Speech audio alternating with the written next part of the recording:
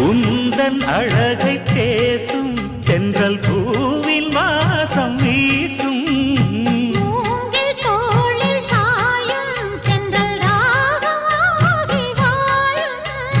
கலையும் கூந்தல் கோலம் சொல்லும் மோக பூங்கதை